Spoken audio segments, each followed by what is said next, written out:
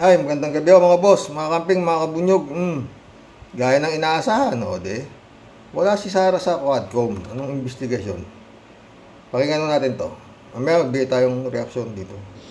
Ganun na lamang ang pagkadismaya marahil ng karamihan sa mga natutuklasan natin dito sa House Blue Ribbon Committee.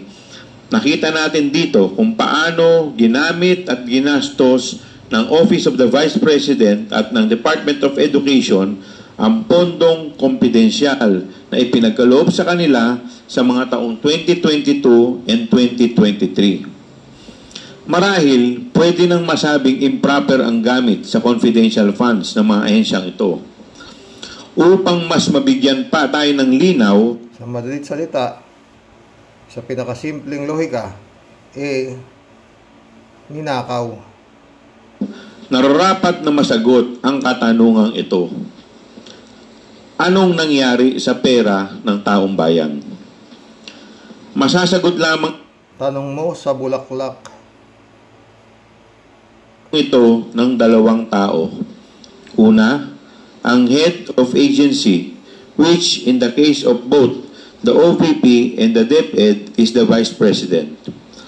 At ikalawa, ang Special Disbursement Officer, SDO, na sila Miss Gina Acosta para sa OVP at Mr. Edward Fajarda para sa DepEd. Ngunit ni isa sa mga ito ay hindi nagpapakita sa atin. May nakakapagtaka ba dun? Magpapakita pa kaya yan? Wala na yan. Tuloy. Slides na nagpapakita po ng matrix kung paano po ginamit ang 2022. May matrix din ang Quadcom. Parang si Digong. May matrix siya ng mga droga. Tuloy. And 2023 OVP and DepEd confidential funds na na-release, in-encash at niliquidate ng Vice President at SDOs indicate other signatories to the DV's checks, LRs and ARs and their relationship to the VP. Nakita natin na ang mga kaduda-dudang justification sa gastos para sa safe houses worth 16 million for 11 days at 15 million para sa youth leadership program kung saan pondo naman pala ng Philippine Army ang ginamit. Our inquiry does not end with 15 or 16 million or 73 million. Sa totoo lang, 612.5 million ang kabuuang halaga ng confidential fund ang ibinigay sa OVP and DepEd sa loob ng 2 taon. Dito po makikita po natin ang graph showing disbursement. Nakakilabo po talaga itong hearing nito. Pinakinggan ko ito Di pa yata tapos Nakakapangindig balahibo kung paano talaga. Uwi na lang si Juan de la Cruz. Of to OVP and DepEd totaling 612.5 million. Nasaan na ngayon ang 612.5 million? Sino ang gumastos nito at para saan ito ginastos? Dahil dinisalaw ng COA ang 73 million confidential funds ng OVP, ating siniyasat kung bakit ito nangyari, saan napunta at paano ito ginamit. Ngunit kung susumahin ang lahat ng confidential funds ng OVP at DepEd, ito ay abot sa higit kalahating bilyong piso o 612.5 million. Base sa salaysay ng mga testigo at mga dokumentong nakalap, lumalabas na pawang hindi ka panipaniwala, haka-haka o gawa-gawa lamang ang mga proyekto at programang pinaglaanan at ginastusan ng confidential funds. Kumbaga, bogus, dahil hindi may paliwanag kung saan ito talaga manapunta.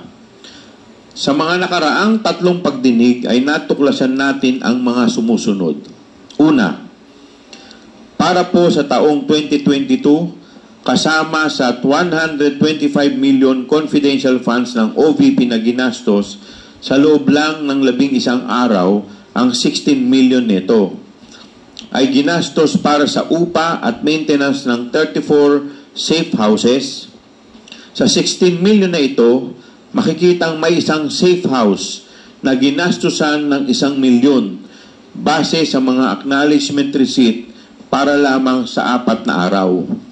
Lumalabas na 250,000 per day ang upa at maintenance nito. Ang problema nga dyan mga pre, hindi nyo pa yata ini-inspeksyon kung saan nakalocate yung safe house na yan. Baka naman sa Venus. Marahil kahit mag-check-in ka pa sa pinakamahal na hotel dito sa bansa ay hindi aabot. O baka sa Mars, yung safe house na yan ang location, no? Eh mahal nga ho talaga doon. Mag-ano pa kayo eh, tag dito, spaceship. Nang ganitong kalaki ang iyong bill. Para sa taong 2023, the OVP spent confidential funds amounting to 125 million for the first 3 quarters, or a total of 375 million. The OVP spent for safe houses alone 16 million in the first quarter, 16 million in the second quarter, and 5 million in the third quarter. Dito po makikita po natin emphasizing. Wala po tayong marinig na 1,000, ano? Puro billion. Samantalang ang daming mga Pilipino na naghihirap. Halagang 500 ayuda, talagang halos magpatayan sila sa pila para makatanggap. Lalo na ho yung mga nasalanta ng bagyo. Kawawa.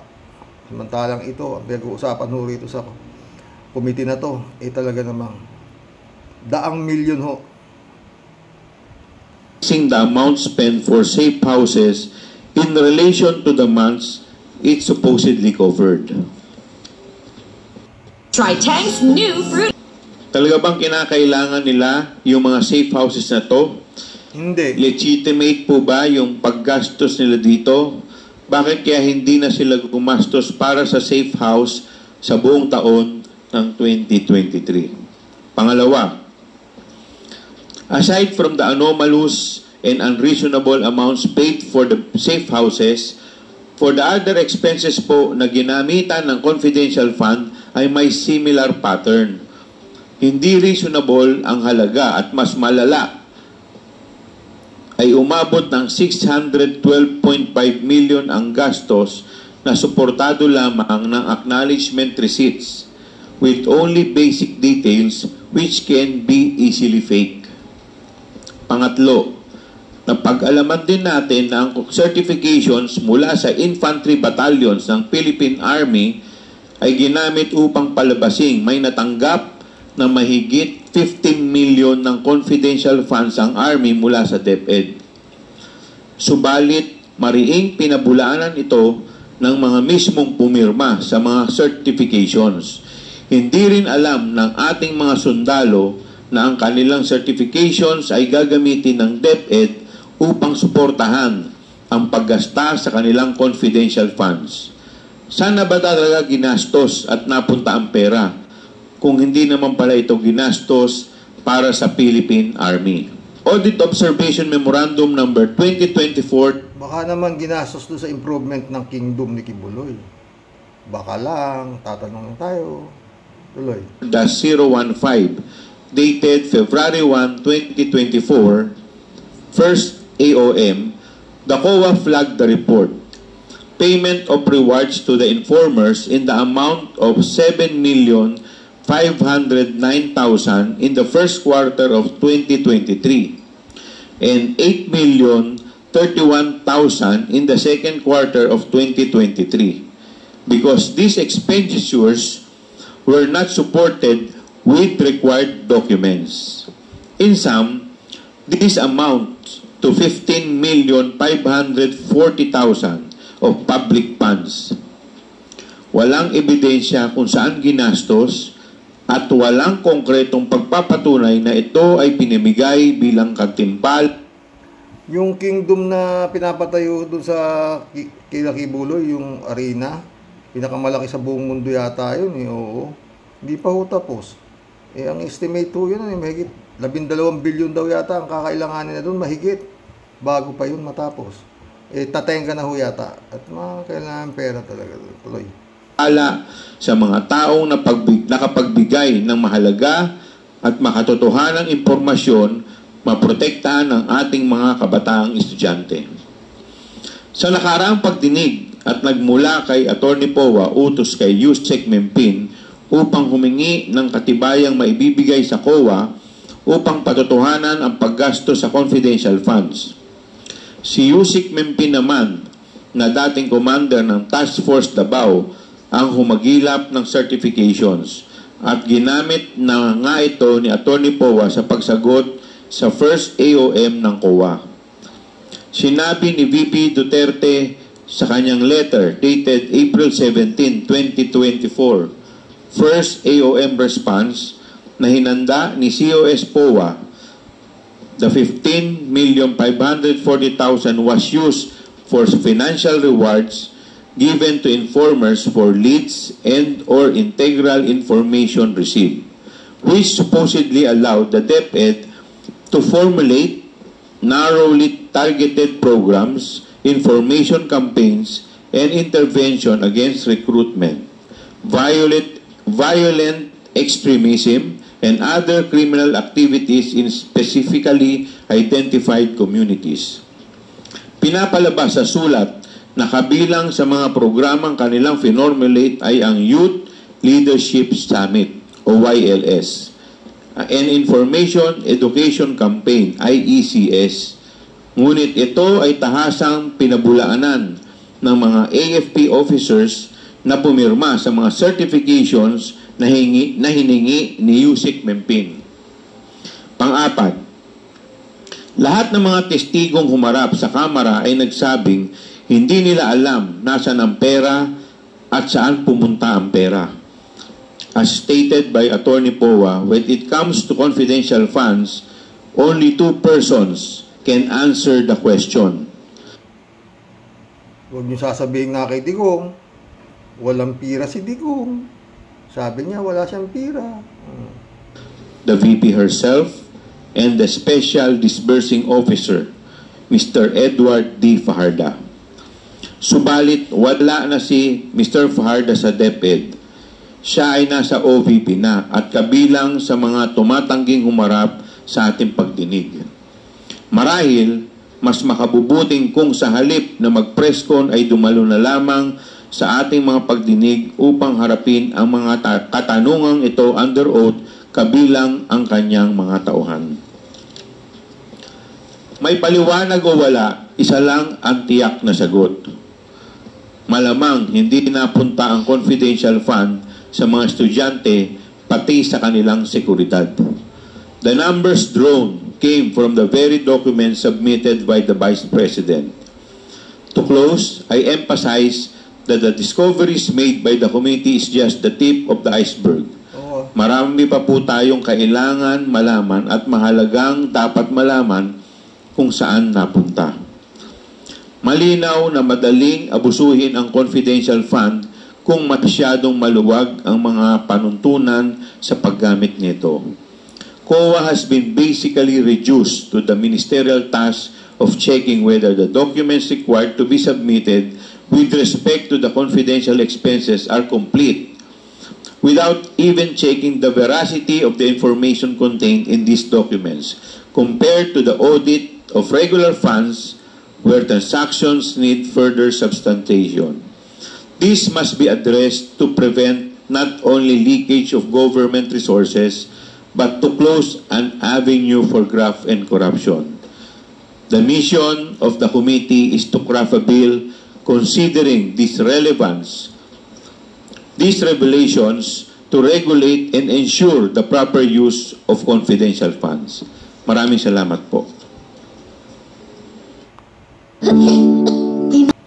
Alam niyo mga boss, talagang hindi naman pupunta si Sara Duterte dyan eh.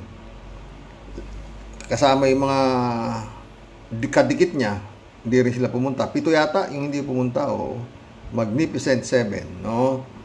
At yung isa yata nakatakbo na eh. Nakalayas na yung isa pa eh. Na importanteng tao pa raw diyan sa kanilang dapat sumagot dyan sa Quadcom na yan, no? Alam niyo mga friend, parang ano lang din to eh, itong Quadcom, parang yung Blue Ribbon Committee ni Gordon, nung iniimbestigahan yung Parmali scandal, oo. Ganyan lang din yan eh. Sabi ni Duterte, huwag kayong dumalo dyan, sagot ko kayo. O di ganun din yung ano, sabi ni Sara Duterte, magsampa kayo ng kaso. Gawin nyo kung ano gusto nyo. Hindi ako pupunta riyan. Yun ang ano ni Duterte. Magkita tayo sa korte. Kasuhan nyo ako. Kung impeach nyo ako, bahala kayo. Ganun din sabi, di ba? Yung pondo na 2 billion ang hinihingi, mahigit. Di ba? Binawasan. Sabi Sara Duterte, bahala kayo. Maski wag nyo ako bigyan, pwede. Ganun ang hamon ni Sara Duterte, di ba mga boss? Talagang ano, para siyang may alas silang mag-ama na pwede pasabugin anytime. Hindi natin alam kung ano yun, no? Oo. Wala silang nirerespeto.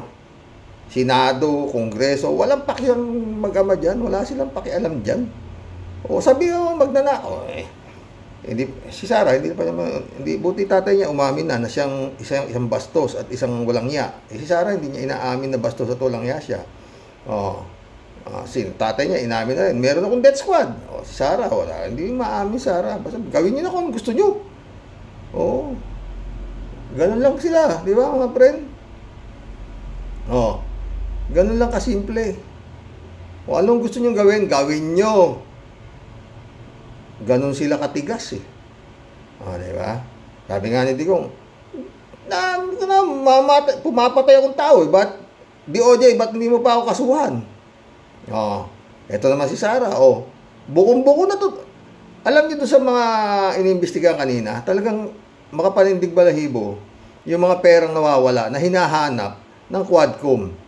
Hindi alam kung nasaan. Pero, simpleng-simple. Na kay Sara. Saan pa?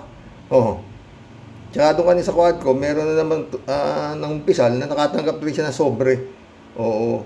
Na ang buong akala daw niya, tag dito, allowance, 25,000.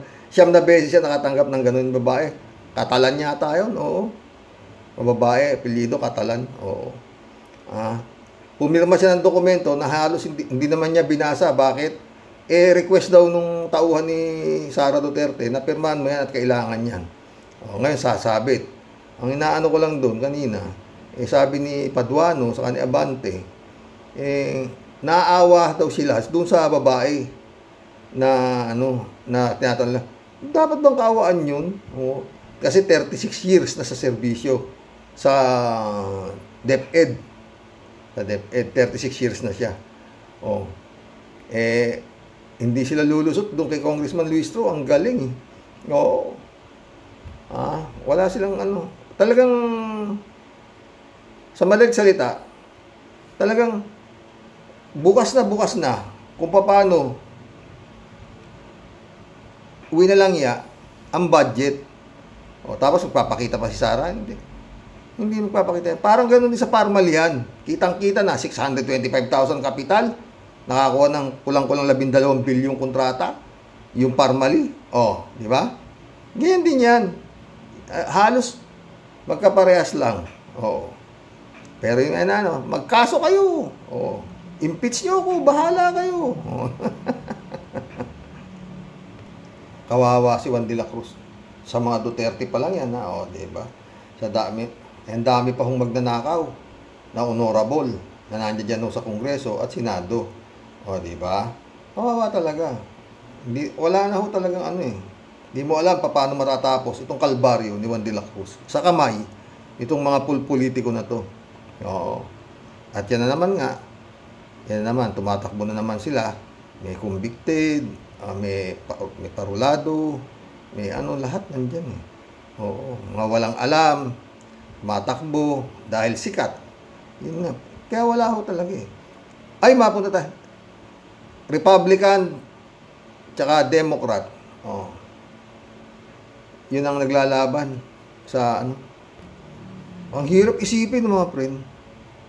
Lamang daw yata si Trump, hindi maintindihan, bukas pa magkatalo, no? Pero parang yun nga, parang may marami na nag-ano, si Trump ang mananalo, no? Mantakin mo, sa laki ng Amerika, dadalawa lang ang partido, Republican saka Democrat. Wala sila sa Pilipinas. Sa Pilipinas, ang nampating kalit-lit ng Pilipinas, ang daming partido. Tsaka tignan nyo doon, ang naglalaban, 2 tao, presidente. Dito sa atin, hindi eh. Maisip lang, no? Maski alam nilang wala silang kapanapanalo, tatakbo presidente. Tsaka yung survey sa Amerika, halos dikit eh. Halos dikit, oo. Di kagaya dito. Yung survey dito, pag samasamahin mo man yung kandidato ng presidente, hindi sila aabot doon sa leading candidate, no, si Bongbong at si Sara Duterte. Nung nakaraang eleksyon. Walang kalaban-laban. Oo. Pero ganun pa man, nakikita na nila na wala silang kalaban-laban, tumakbo pa rin, di ba? Mano man lang sanang nakipagtulungan na lang, no? Hindi maintindihan ng mga, mano man lang nakipagtulungan na lang sila doon sa medyo may tsansang manalo, no? Although mas nga pag samasamahin na yung survey nila, lahat ng presidential at vice presidential candidate, hindi sila aabot kay Sara Duterte at kay Bongbong Marcos. At yun nga ang nangyari. Okinawa niya pa, no? Ewan, no? Grabe itong Pilipinas. Ewan. Tsaka yung mga rally sa pinanood ko, yung rally ni Kamala Harris, saka ni Trump, talagang kita mo, ang ganda. Oo. No? Dito sa atin, Sus Mariosep, oo. Ano yan? May burlis, masayaw ng burlis. Meron namang kumakanta, may nagbubudot. Kumbaga sa may K, yung mga tumatakbo ron. Tawag dito, may kredibilidad. Oo. Dito sa atin, wala. Oo. Wala.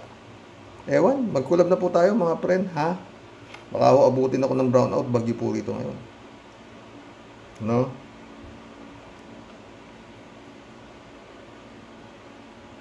Librado Ludovico, shout out. Blessed morning, Karox, and to all supporters and followers watching from Edmonton, Alberta, Canada.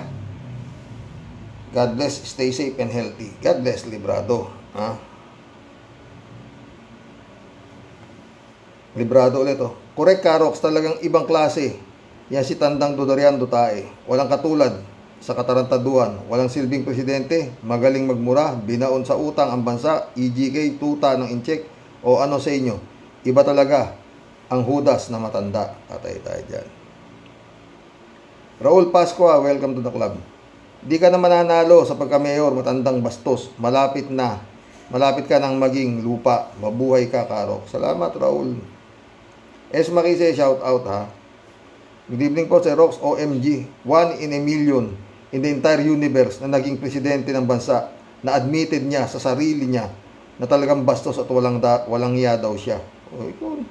Iba nga si Digong, di ba? Lahat ni Baya, shout out. Gandang gabi po, sabi ni Romeo Media Biyay.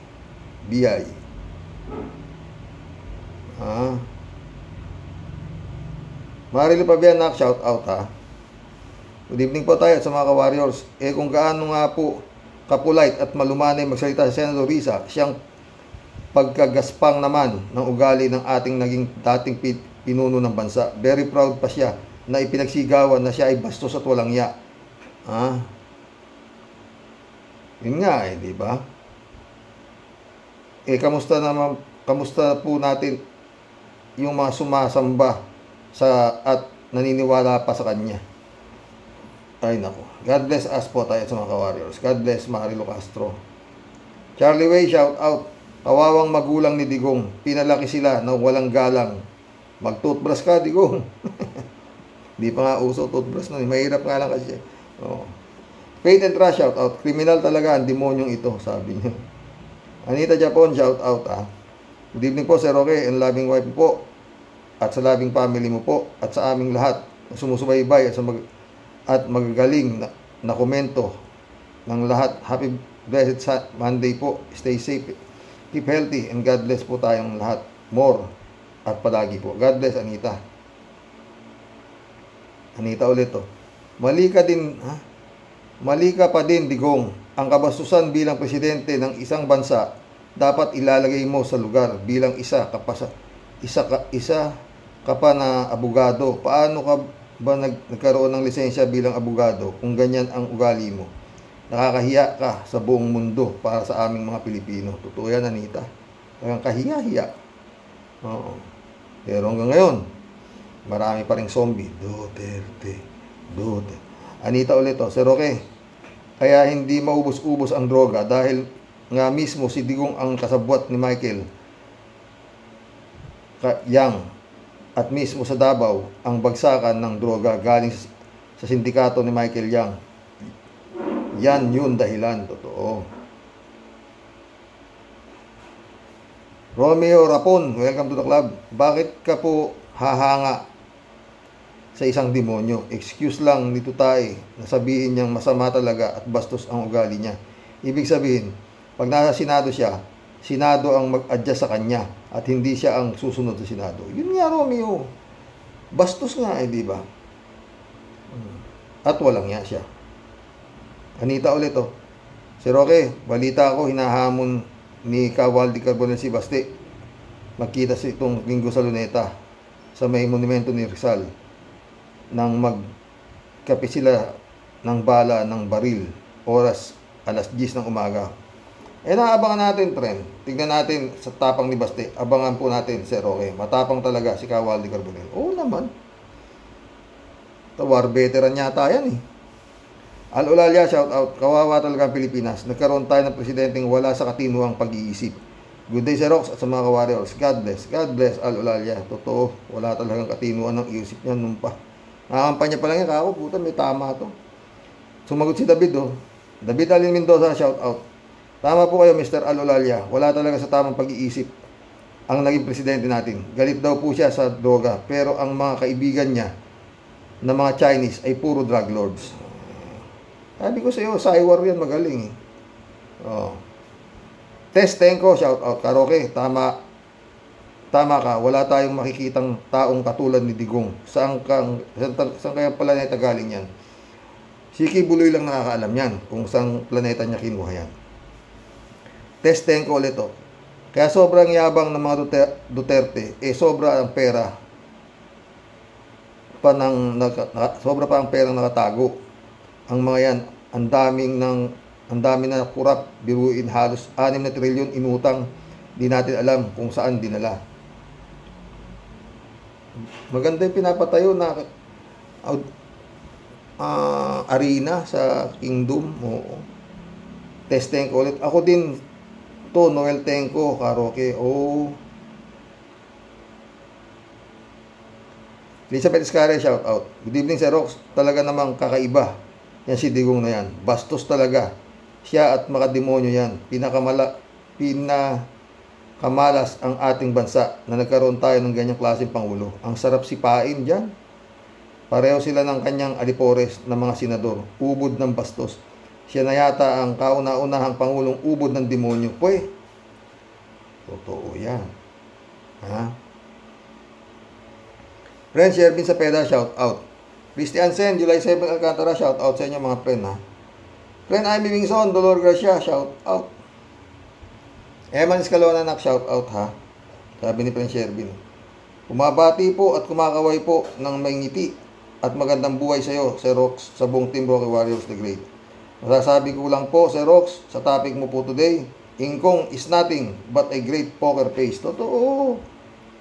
Mahusay mag-saywar at akala mo totoong-totoo lahat ang sinasabi niya. Parehas din si Bato. Di ba? Tsaka to si Bongo, iisang kara kasi. Di ba? I hate drugs. Kayo lahat lagi niyang bukang bibig. Nung nagsabog po si Satanas ng kadiliman at kaitiman ng budi, Sir Rox, wala po kaduda-duda. Napakaaga po ang nakanganga po ang yawa. Kaya lahat na po ng klaseng kawalangyaan, name it, he got it po. Totoo. Walang kasablay-sablay. Alam mo, nung naghulog ng katimonyohan, si Satanas, talagang hindi yan natulog.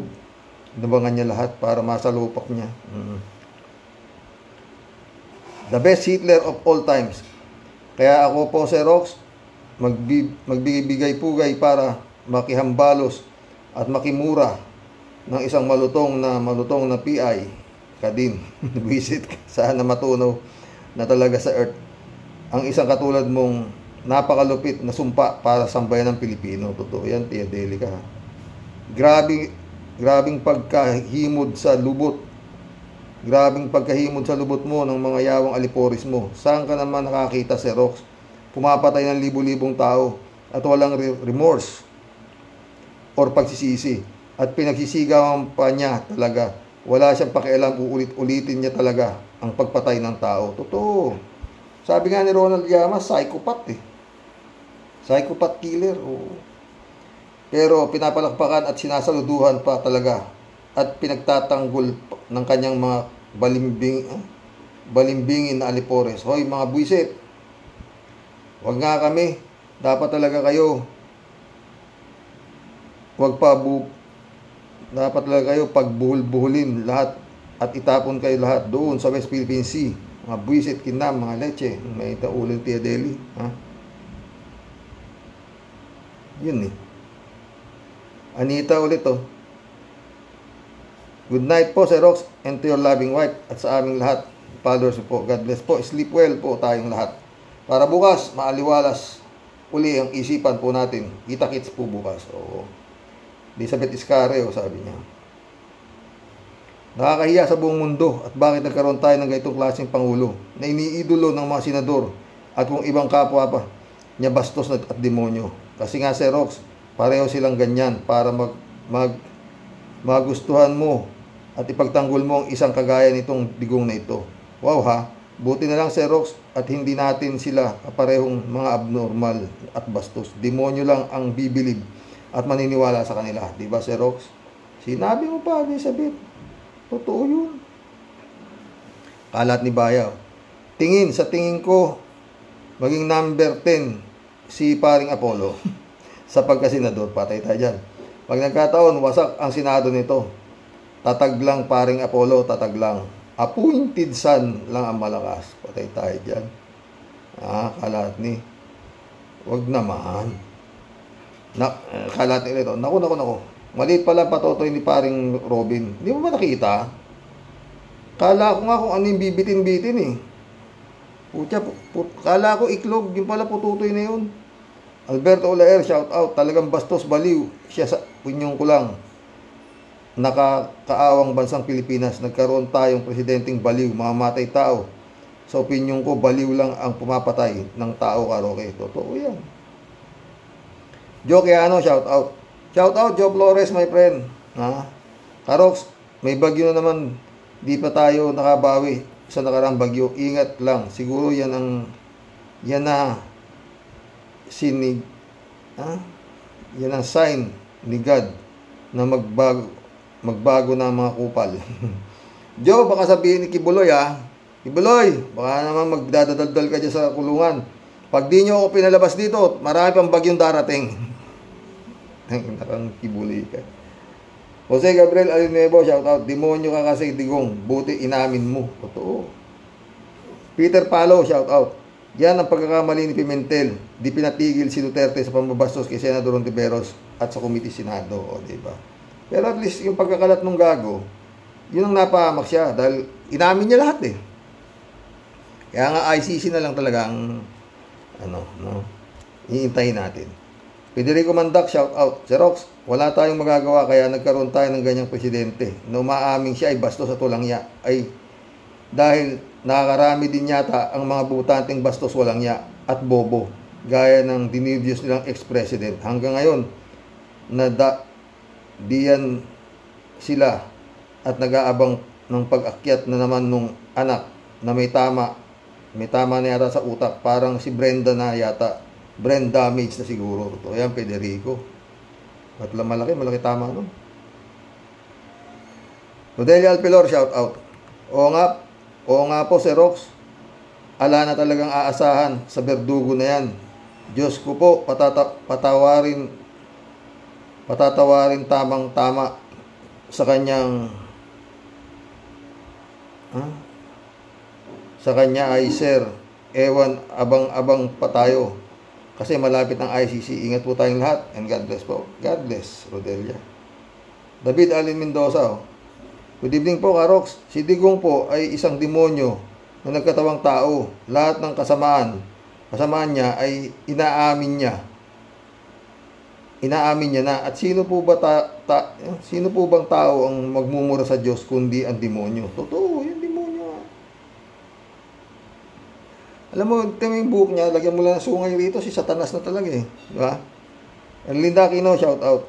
Kuya, di ba kahit ikaw hanga kay Kimo, baka naman ibinoto mo din siya.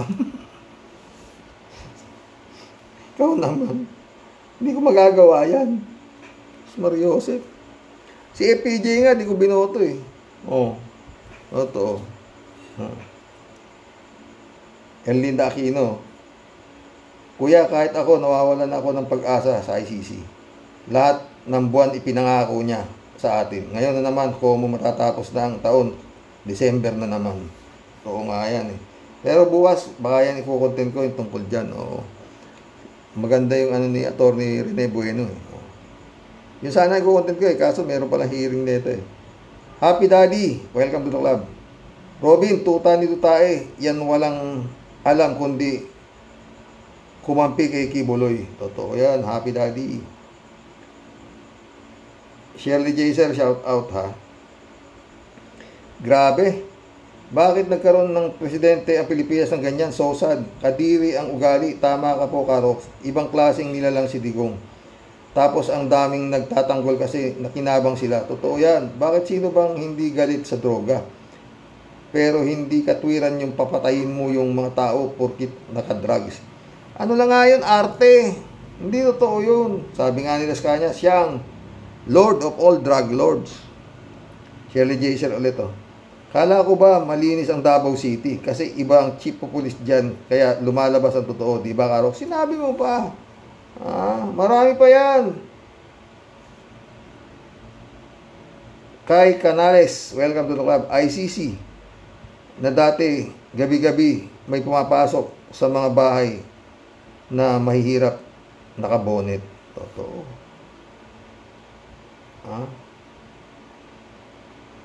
Jun Lagon, my friend, shout out ha. Pastor Don Juan, shout out. Nilalang na nanggaling sa impyerno na nagkatawang tao, inaamin naman niya dahil sinabi niya, see you in hell. Totoo yan, Don Juan.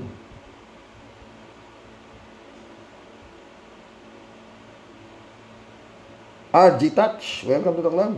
Si Digong at Kibuloy, hindi anak ng Diyos ang mga yan. Anak sila ni Aba at Adan na kumain ng mansanas. Patay tayo. Duka, welcome to the club. Nagkaroon tayo ng presidente na bugok, gago, at may tililing. Johnny Bigod, shout out ha. Gandang gabi, Karoke.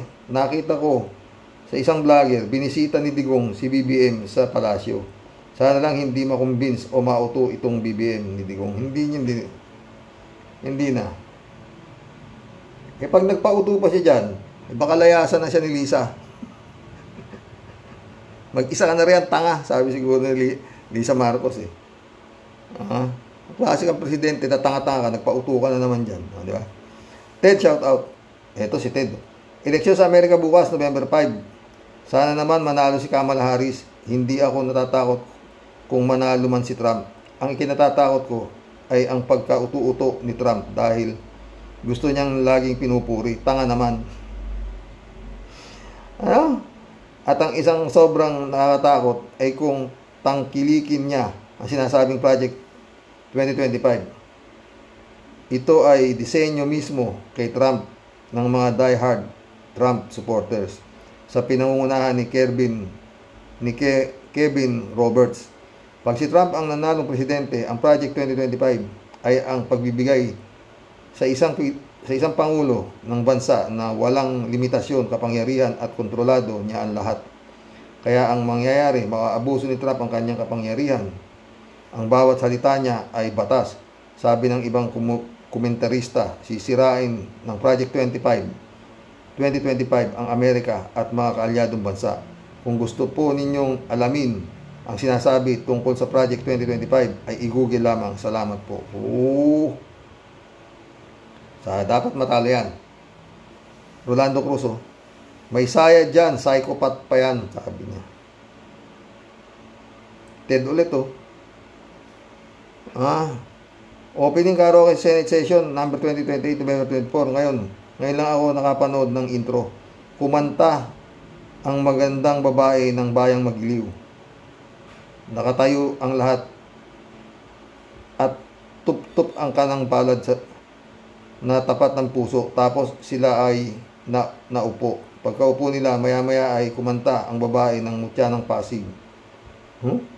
Napakaganda niyang umawit, ngunit habang umaawit ang babae, ang napansin ko sa mga senador ay baliwala ang pag-awit ng babae. Si Senador Escudero na nakaupo sa tapat ng watawat ay nakatingin sa cellphone. May ginagawa. Si Jinggoy at Tolentino ay magkaharap na nag-uusap at nagtatawanan. Ang mga iba naman ay nakatunganga at parang walang naririnig. Si Kimo nakatayo na parang nag-aantay ng taxi. Bakit pinakanta pa yung babae kung babaliwalain lang nila? Si Senator Risa Ontiveros lang yata ang kumanga. Kinukunan pa niya ng video yung magandang Pilipina na kumakanta. Laking insulto. Dapat ikandado na talaga ang Senado. Dapat. Leo Lozano, shout out.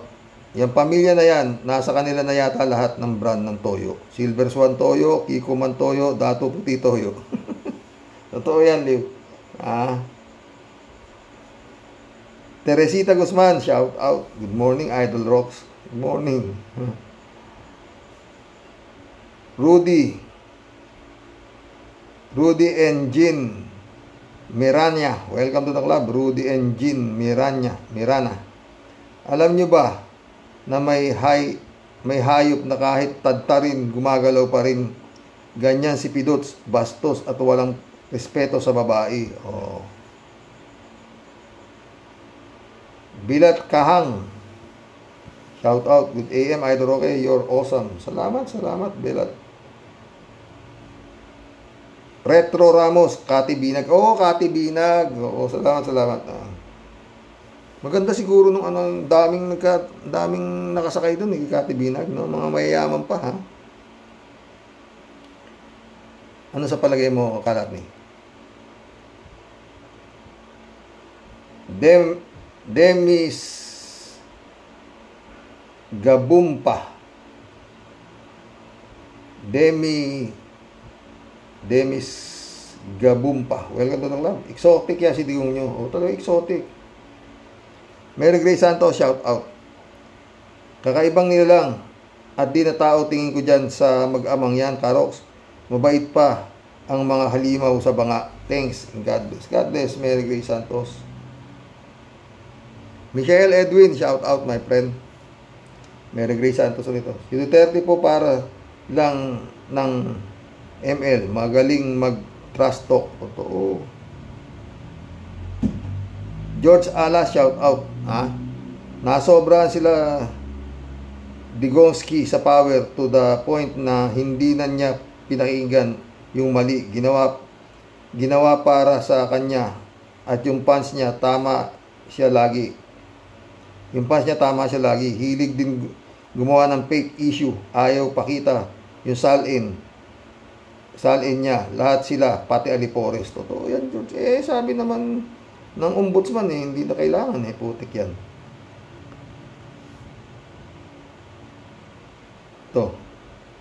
Gerald Gomez, shout out. Sabi niya, welcome to the club, Gerald Gomez. Pag inaresto ng ICC, magiging mahinang nilalang. Yan. Totoo yan, Gerald, Kaso nga, net. 3JC Hope, shout out. Hello, Sir Rox. Ganyan lang yan kasi di pa makamove on si Digong. Nawala na siya sa Malacanang. Totoo. 3JC Hope ulit. Anyway, Sir Rox, hindi naman nag-iisa sa mundo yung si Digong. Mas marami pang mas animal ang ugali kaysa sa kay Digong. Ganyan kapag kampo ng kadiliman. Given na yan. Totoo yan. 3J Shop ka, ha? 3J Shop ulit, oh. O ngayon, Sir Rox, may posibilidad na mag-contempt ang pusit sa kamera kapag hindi pa talaga siya sumipot sa hearing. Hala, Sir Rox, nagtatago na rin ba ang pusit? Ang dami ng in hiding. Si Tebes, Bantag, si Haring Roque, asawa ni Haring Roque. Ngayon, si pusit naman. Susunod na rin mawawala ay si Digong. Baka next month, hindi mo na masisilayan ang anino ni Digong. Takot sa ICC. Totoo yan, ha? Baka mag-ala Angelo Reyes yan. Yun ang kutob ko. 3J Shop ulit, oh. At kapag nanalo ang Nograles sa Davao, adios patria adorada, Rehiyon del Sol querida. Na po ang mga Duterte. Biyaheng dahig si Godfather at malamang sa alamang sana kasama na si Pusit. Nga na si Pulong at Baste. Manggagalaitin na lang sila sa konsumisyon. Totoo yan. At maraming bubuksan yan. Check yun. Mission accomplished, mga boss. Oh, grabe, no? Pag hindi talaga napulbos ni Bongbong Marcos tong Duterte, sakit ng ulo. Pero tansya ko, yun ang mangyayari. Kasi, pag politiko ka talaga, dugong politiko nananalaytay sa yung katawan, no? Kagaya ng mga Marcos, ganyan. Ayan, Duterte, di ba? Kita mo ginagawa ni Duterte sa mga kalaban niya, halos talupan niya ng pakukulong niya. Ganun. Yan ang politiko, no? Nagkakamatayan pa nga pag may kalaban, no, di ba? Tingin nangyari yan, no? Yung massacre, Maguindanao massacre, di ba? Oh. Yan ang mga politiko, indugong politiko. Nangyari rin kay Tebes, o di ba? Pinatay yung governor. Ganyan o yan eh. Etong kay Marcos naman, hindi naman niya kailangan patayin. Ibibigay lang niya, makiki-operate siya sa ICC. Tapos na. Di ba mga boss? God bless. Magandang gabi po. Brother Elias Isyo, shout out. Adorasyon Di Maranan. Mirna Regalado, shout out sa inyo. Ha? Anak Aboy, shout out sa iyo. Long time no talk tayo, ha?